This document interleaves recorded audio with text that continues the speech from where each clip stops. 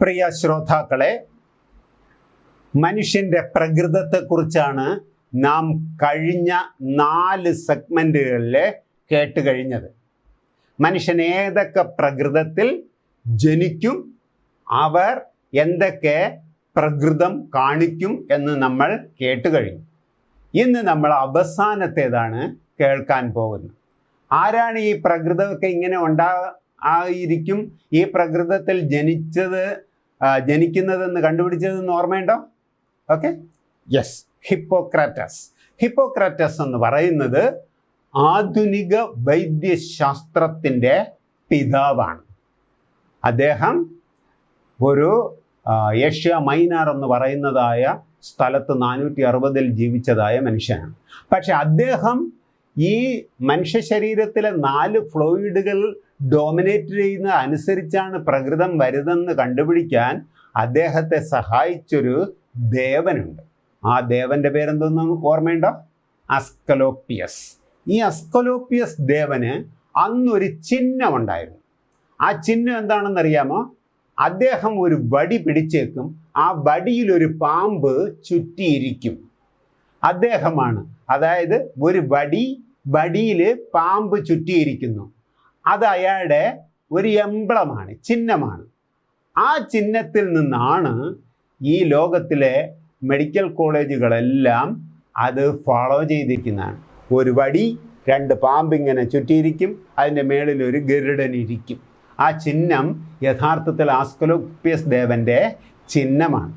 പക്ഷേ പല ക്രിസ്ത്യാനികളും യഹൂദന്മാരും ചിലപ്പോൾ വേറെ ഒരു കാര്യം കൂടെ പറഞ്ഞേക്കാം.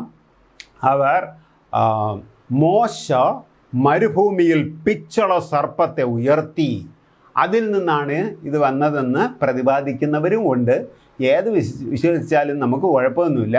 ഏതായാലും പാമ്പും വടിയും ഇത് ആസ്കലോപ്പിയസ് ദേവൻ്റെ ചിഹ്നവും ഇത് തന്നെ ആയിരുന്നു. സാങ്ക്വയിൻ നമ്മൾ കേട്ടുകഴിഞ്ഞു, കൊളറിക് നമ്മൾ കേട്ടുകഴിഞ്ഞു, മെലങ്കോളി നമ്മൾ കേട്ടുകഴിഞ്ഞു. ഇനി അവസാനത്തത് ഫ്ലഗ്മാറ്റിക് എന്ന് പറഞ്ഞാൽ ആ വാക്കിൻ്റെ അർത്ഥം ഉദാസീനമായ.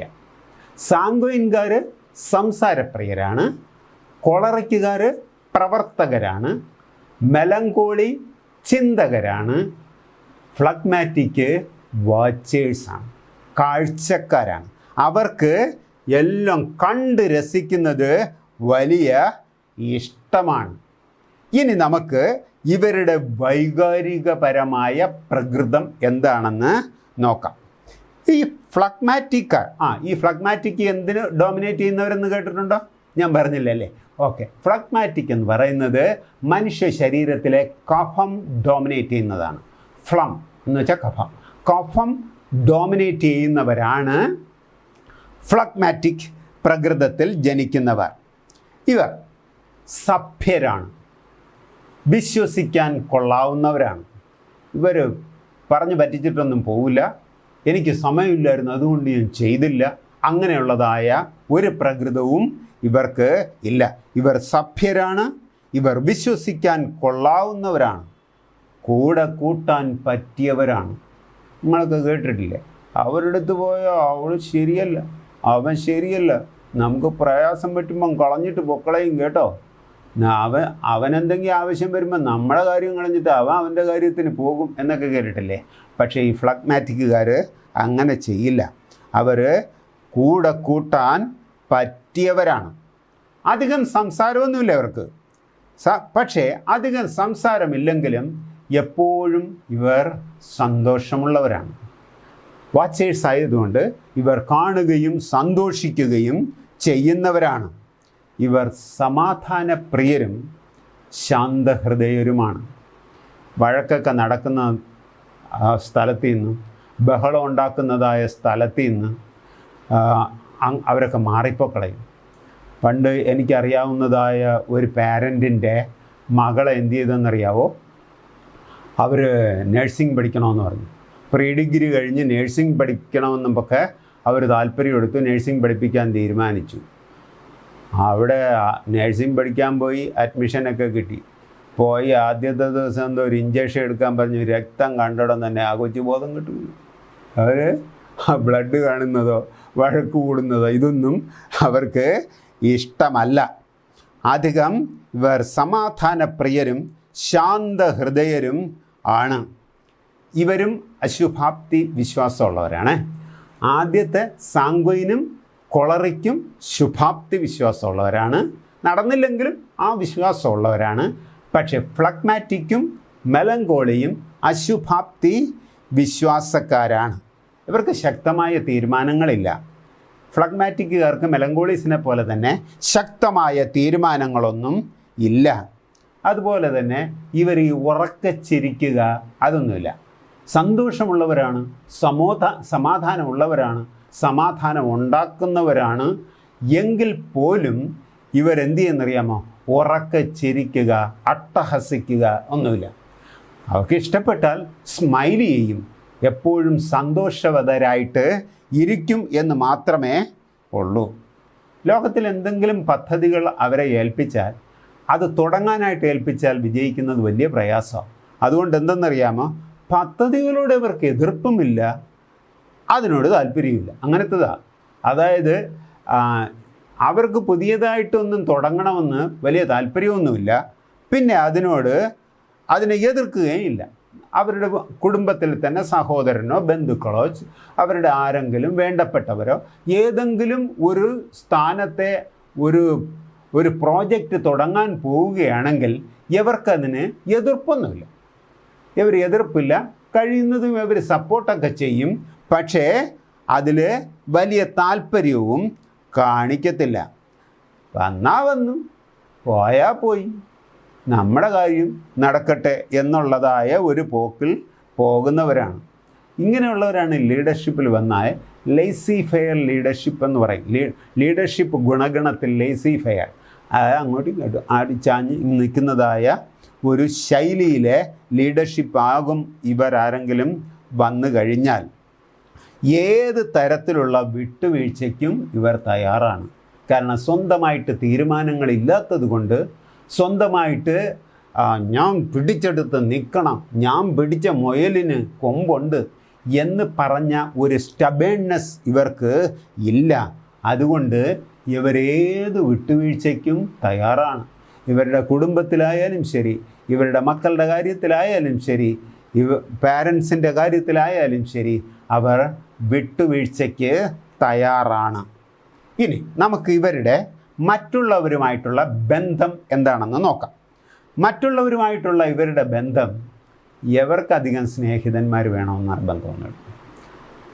ആത്മാർത്ഥമായിട്ട് വല്ലവരും ചേർന്ന് സ്നേഹിതരായാൽ സ്നേഹിതരാകും, അതിന് കുഴപ്പമൊന്നുമില്ല.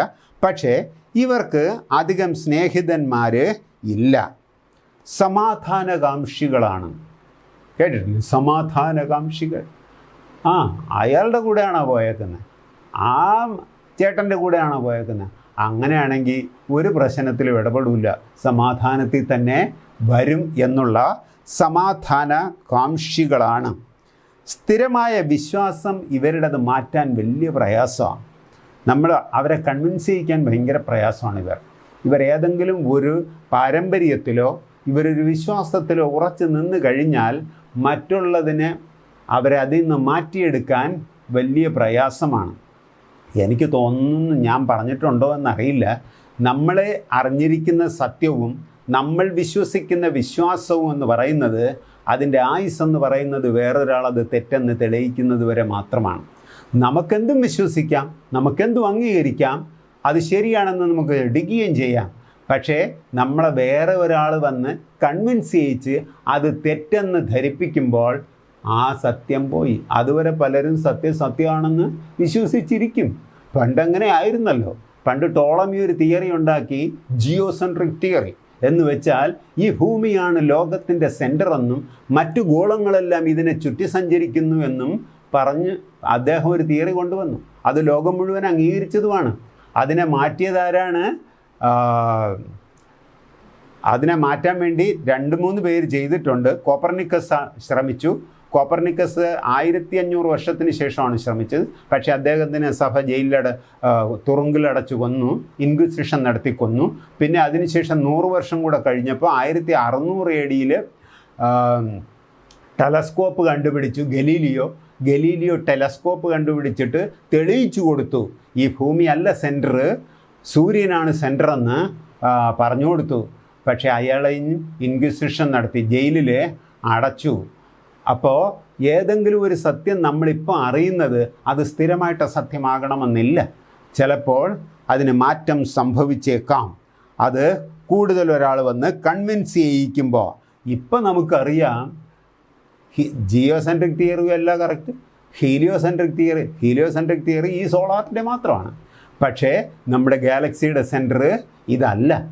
പിന്നെ നമ്മുടെ ഗാലക്സികൾ ചേരുന്ന യൂണിവേഴ്സിൻ്റെ സെൻറ്റർ ഇതൊക്കെ വെച്ച് നോക്കിയാൽ ഈ ഭൂമി ഇന്ന് ഒന്നുമല്ല. കാരണം ഈ ഭൂമിയുടെ ഏറ്റവും അടുത്ത് നിൽക്കുന്ന നക്ഷത്രത്തിൻ്റെ പേര് പ്രോക്സിമ സെൻറ്റോറി എന്നാണ്. പക്ഷേ പ്രോക്സിമ സെൻറ്ററിയെ കാണാൻ പറ്റാത്തതുകൊണ്ട് ആൽഫ സെൻറ്റോറി എന്നും പറയുന്നവരുണ്ട്. ഈ ആൽഫ സെൻറ്റോറി എന്ന് പറയുന്ന നക്ഷത്രത്തിൽ ചെന്ന് നിന്ന് നോക്കുകയാണെങ്കിൽ ഈ ഭൂമിയെ കാണാനില്ല. എന്ന് വെച്ചാൽ നമ്മുടെ ഗാലക്സിയിലെ ഒരു അമീബയുടെ അത്ര പോലും ഇല്ലാത്തതാണ് ഈ ഭൂമി.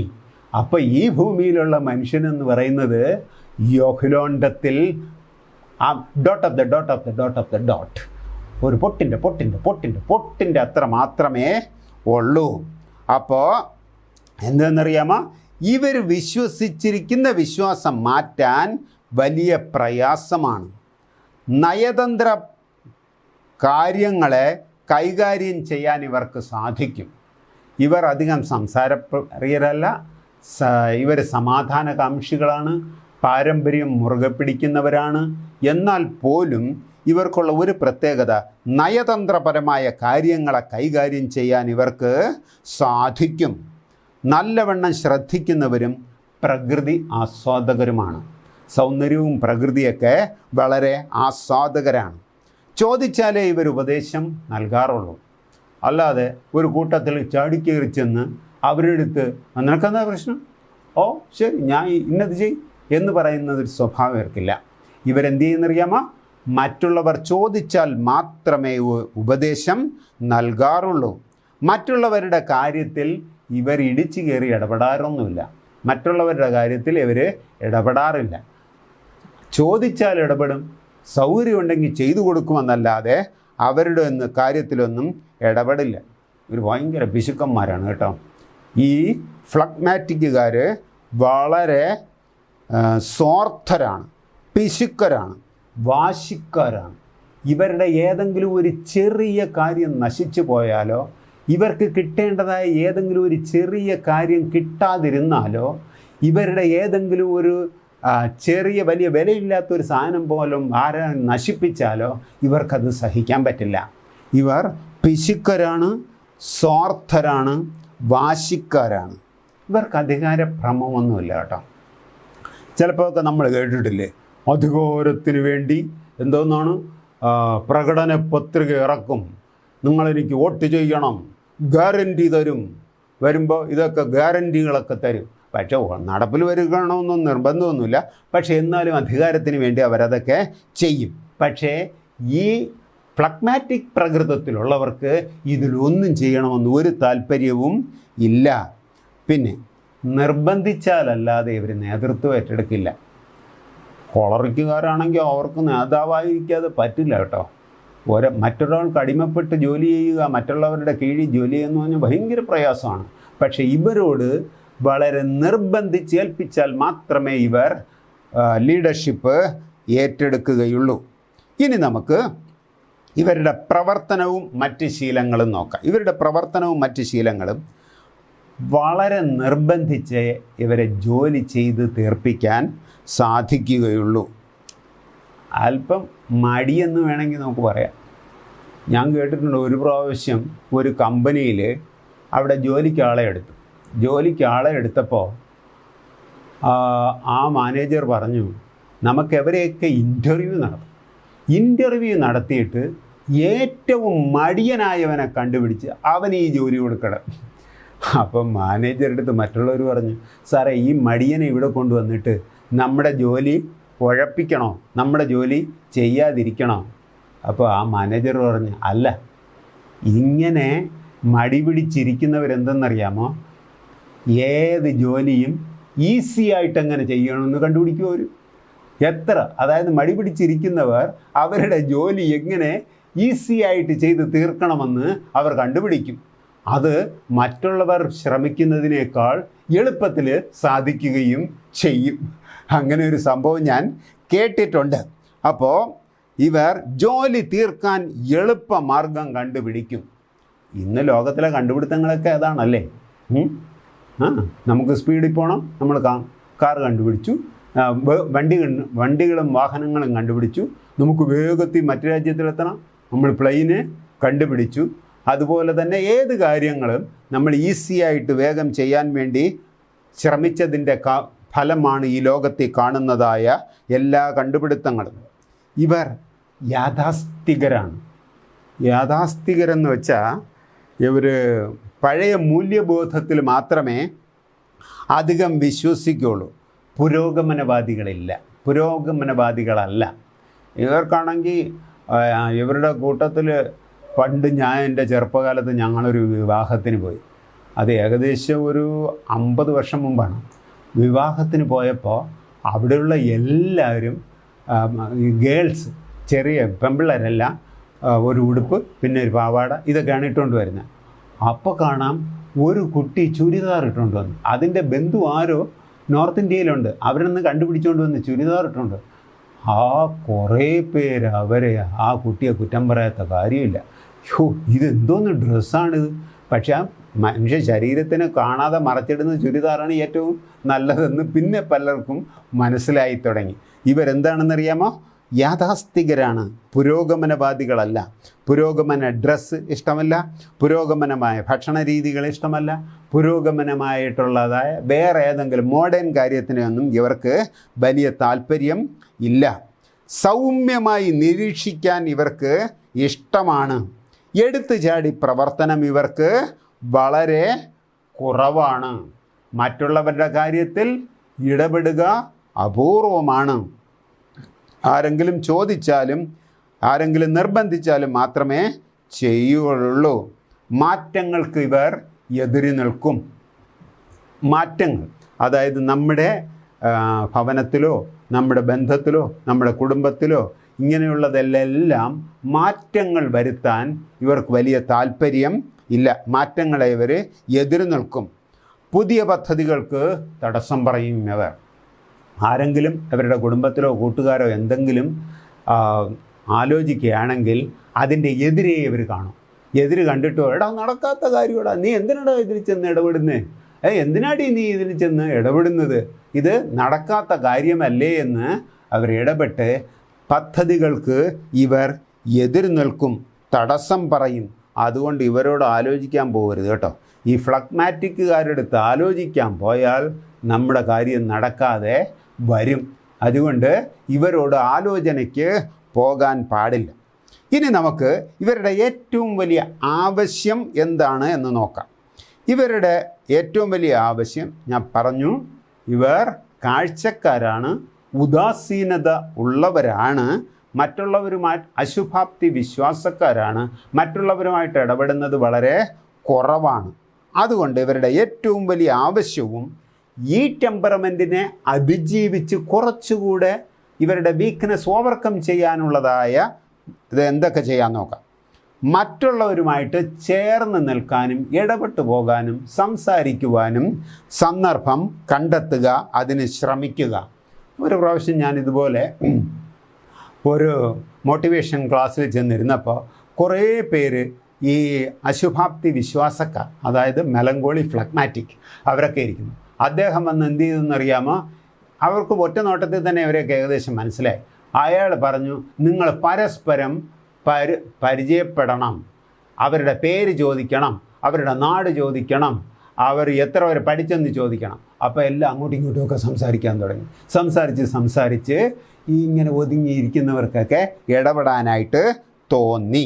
അപ്പം മറ്റുള്ളവരുമായിട്ട് ചേർന്ന് പോകാൻ ശ്രമിക്കുക, പുതുമകളെ അംഗീകരിക്കാൻ ശ്രമിക്കുക, ഇവരെ ശ്രമിപ്പിക്കുക, ഇവരെ നിർബന്ധിക്കുക, സ്വാർത്ഥത വിട്ട് പങ്കുവയ്ക്കാൻ ഇവർ ശീലിക്കണം. എൻ്റെ പേനയാണ്, എൻ്റെ ബുക്കാണ്, അത് നിനക്ക് വായിക്കാൻ തരില്ല, അങ്ങനെ എൻ്റെ പാത്രമാണ്, ഇതിൽ നീ കഴിക്കാൻ പാടില്ല, ഇങ്ങനെയുള്ള അവരുടെ ഈ ചിന്താഗതിയെ ഓവർകം ചെയ്യാൻ, ഷെയർ ചെയ്യാനായിട്ട് അവരെ നിർബന്ധിക്കുക. വായിക്കുക, സംസാരിക്കുക, പ്രാർത്ഥിക്കുക, ദൈവത്തിൽ ആശ്രയിക്കുക. അപ്പോൾ ഇവർക്ക് കുറച്ചുകൂടെ ഇതിൻ്റെ വീക്ക്നെസ്സിനെ ഓവർകം ചെയ്തിട്ട് എല്ലാവരുമായിട്ട് ചേർന്ന് പോകാനായിട്ട് പറ്റും. ഇനി ഇവർക്ക് ആരൊക്കെ ആകാൻ നോക്കാമേ. ഇവർക്ക് എഡിറ്ററാകാം അല്ലേ, എഡിറ്ററായിട്ട് ജോലി ചെയ്യാം. ഇവർക്ക് ലൈബ്രറിയനായിട്ട് ജോലി ചെയ്യാം.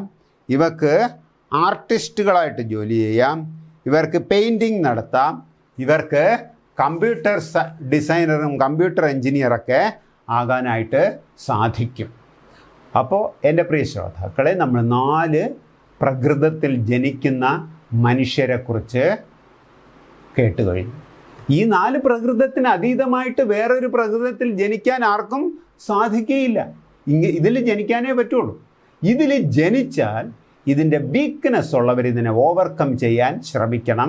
ഞാൻ പറഞ്ഞു, കംപ്ലീറ്റ് ആയിട്ട് മാറ്റാൻ സാധിക്കുകയില്ല. ഇനി ഇവരെ തന്നെ ജനറൽ സൈക്കോളജിയിൽ രണ്ടായിട്ട് തിരിച്ചിട്ടുണ്ട്. ഒന്നിനെ ഇൻട്രോവേർട്സ് എന്നും പറയും, മറ്റതിനെ എക്സ്ട്രോവേർട്സ് എന്നും പറയും.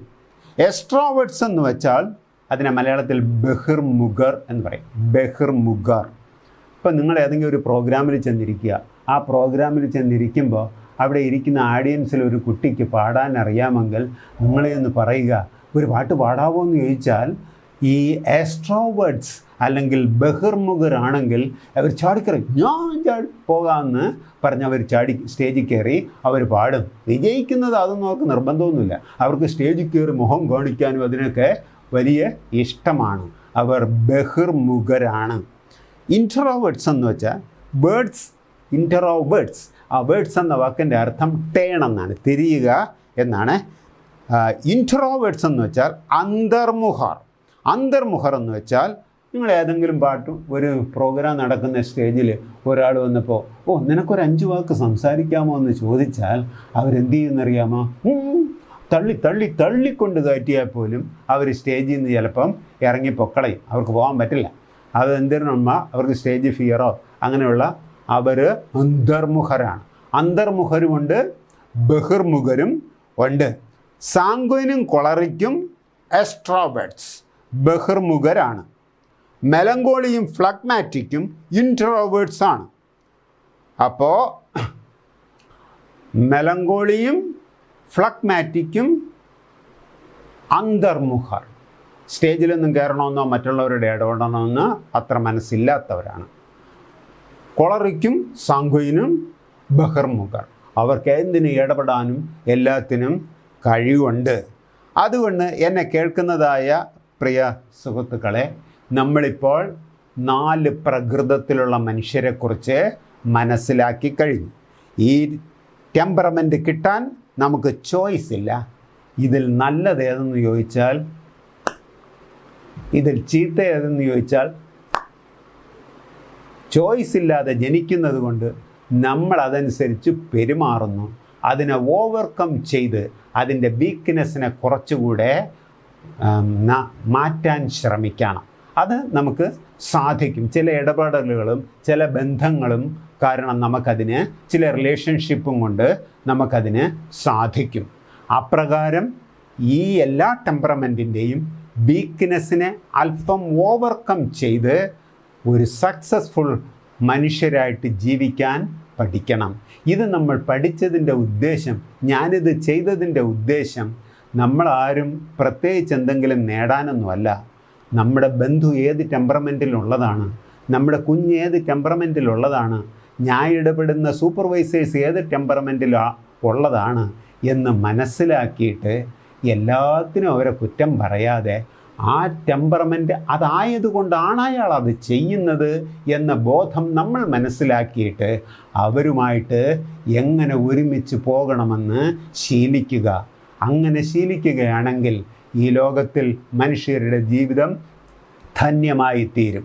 അപ്രകാരം പരസ്പരം നിങ്ങളുടെ സ്പൗസിനെയും നിങ്ങളുടെ ബന്ധുക്കളെയും നിങ്ങളുടെ കുഞ്ഞുങ്ങളെയും നിങ്ങളുടെ അയൽവക്കക്കാരെയും മനസ്സിലാക്കുവാനും ആ മനസ്സിലാക്കുന്നതിലൂടെ ഒരു നല്ല ബന്ധം സ്ഥാപിച്ച് ചില പ്രകൃതത്തിൻ്റെ വീക്ക്നെസ്സിനെ അതിജീവിച്ച് നല്ല മനുഷ്യരായിട്ട് സ്നേഹത്തിലും ഐക്യതയിലും കഴിയുവാൻ നമ്മളെ ദൈവം അനുഗ്രഹിക്കട്ടെ. അപ്രകാരം ഒരു സൊസൈറ്റിയെ വാർത്തെടുക്കുവാൻ ദൈവം നമ്മളെ അനുഗ്രഹിക്കട്ടെ. ആമേൻ.